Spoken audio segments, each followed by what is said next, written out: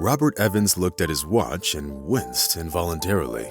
He didn't feel like working that day and would have gladly postponed all of his plans. A couple of hours later, the businessman was supposed to have an important meeting with investors from Japan, but he was still in a bad mood. His mood, however, had nothing to do with work. The man was feeling anxious about his son's future. Chris had recently met a new woman who immediately won over his heart and made him forget all about the girlfriend he already had. But son, she's the daughter of the Johnsons. Her father is the owner of a transport company with a multi-million-dollar turnover. You can't fight with those people, Robert said, catching his son at the door. It's you who can't fight with them, Dad, but I can. I don't love Lois. She's a rich and spoiled woman who's used to overspending her father's money. But everything's different with Samantha. She's real and her feelings are sincere. Chris answered calmly. But you aren't poor either, son. And what about this new girlfriend of yours? Who is she? The daughter of some janitor or an auto mechanic? Robert Evans exclaimed emotionally. Leaving his father's question unanswered, Chris slammed the front door and went towards his car. Robert followed his son with his eyes, and then an idea popped into his head. The longer the businessman thought about it, the more he liked it. To implement his plan, he left the house and got into his car. To everyone around, it looked like he was simply going to work. But in fact, Robert decided to follow Chris and find out where his new girlfriend lived. Trying to keep a distance from his son, the businessman followed him onto the highway. Fortunately, the game of spies didn't go on for long, and soon, Chris turned his car into an inconspicuous street, stopping it at some house. Then, the young man got out of the car and approached the woman who was waiting for him at the door. Robert parked his car on the side of the road and started waiting. Because the house was far away, the businessman couldn't make out the woman's face or even the house number.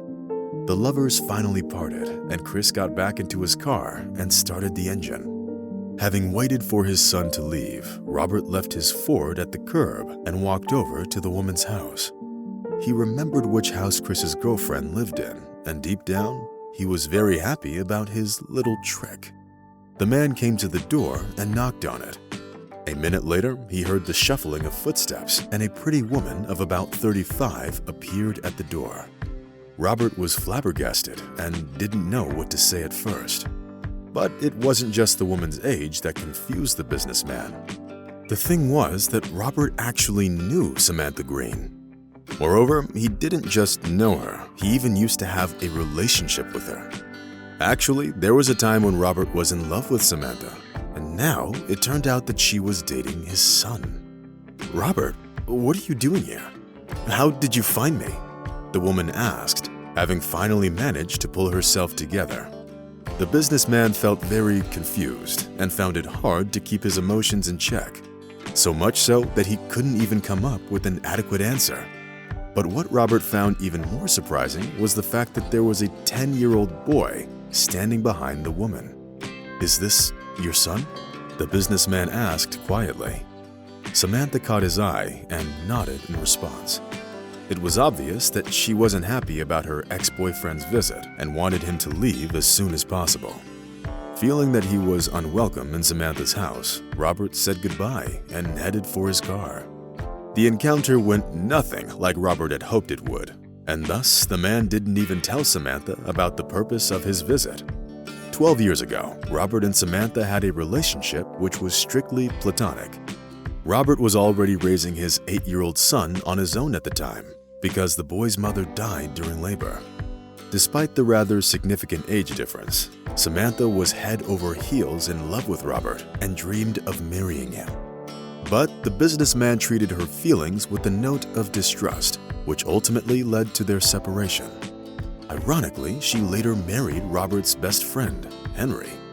Robert felt betrayed, which certainly didn't improve his friendship with Henry. After that, Robert never saw Henry again and knew absolutely nothing about his life. And now, Robert found out that Samantha was dating his son. God, how could Chris ever think that this was a good idea? Dating a woman who's at least 10 years older than him? The businessman exclaimed. This news stunned Robert so much that he completely forgot that he was supposed to be at the business meeting with the investors from Japan. It was only when the businessman got back to his car and saw the folder with the contract lying on the back seat that he even remembered it. "But the meeting is in 20 minutes. If I don't get there on time, I'll look very unprofessional," Robert exclaimed and started the engine. Fortunately, he did make it on time and thus didn't lose face in front of the important guests. But when the negotiations started, it turned out that the firm's translator came down with pneumonia and couldn't come to the meeting. "Well, what am I supposed to do now? How am I supposed to negotiate if I don't even know Japanese?" the businessman exclaimed, feeling desperate. The situation seemed quite absurd, but Robert had no idea how to fix it. At that moment, a new cleaning lady named Samantha approached him and softly touched his sleeve. "Mr. Evans, I can translate for you if you need," the young woman offered. At first, Robert thought that he must have misunderstood her, or that his mind was playing tricks on him.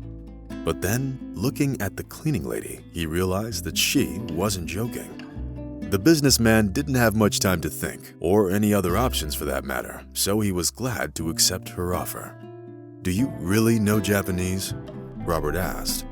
"Yes, sir.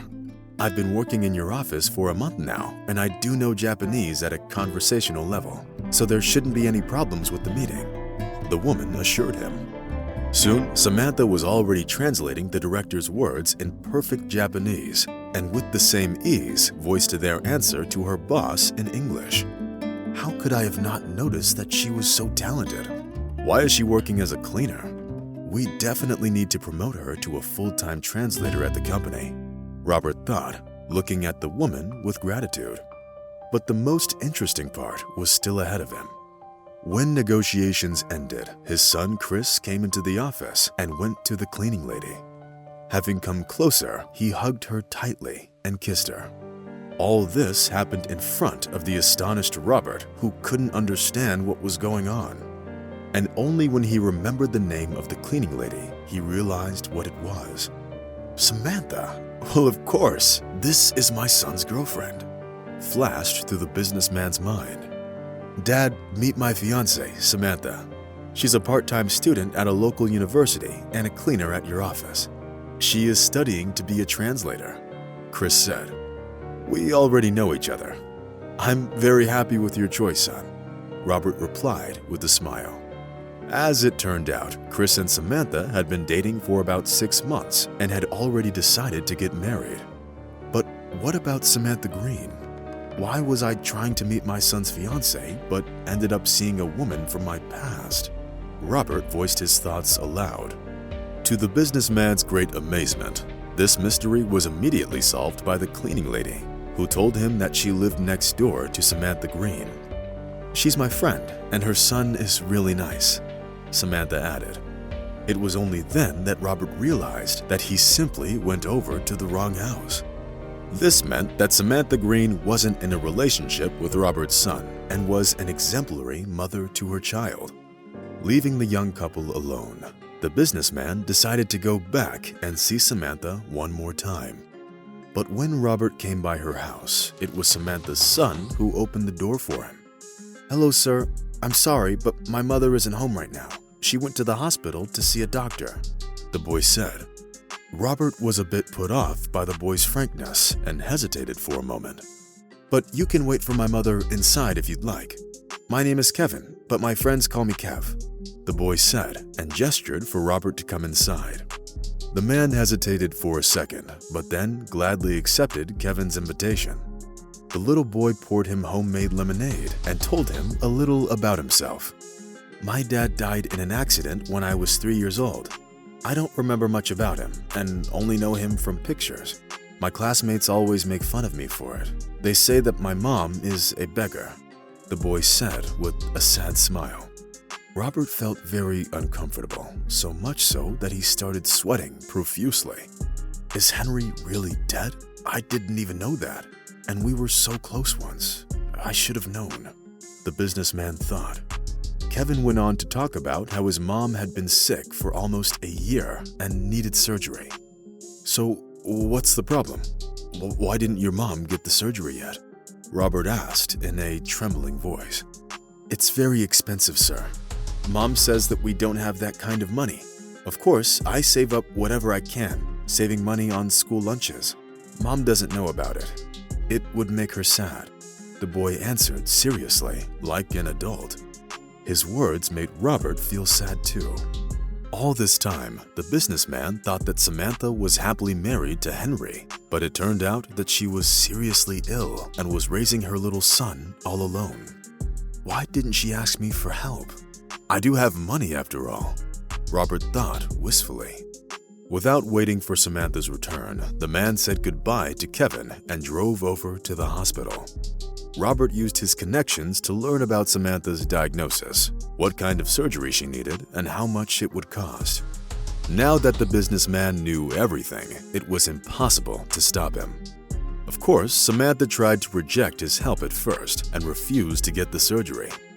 But she quickly changed her mind and accepted Robert's help. Having received a referral to one of the best medical centers in the country, she started treatment. Meanwhile, Kevin moved in with Robert, who in memory of Henry, took care of Kevin as if he was his own son. Despite the fact that the surgery went well, the rehabilitation period lasted several months. By the time the woman returned from the hospital, Kevin already called Robert his second dad and didn't want to move back home. Samantha Green didn't argue with her son. Instead, she also moved to Robert's mansion, and they all started living together. Soon, Samantha and Chris got married, which made their parents incredibly happy. It was rumored that they were in such a rush to make their relationship official because Samantha was already pregnant. But Robert and his son didn't mind that in the least. Now, when cheerful children's laughter once again sounded in the businessman's house, he was sure that all of the members of his family would find real family happiness and would live a long life full of happy moments.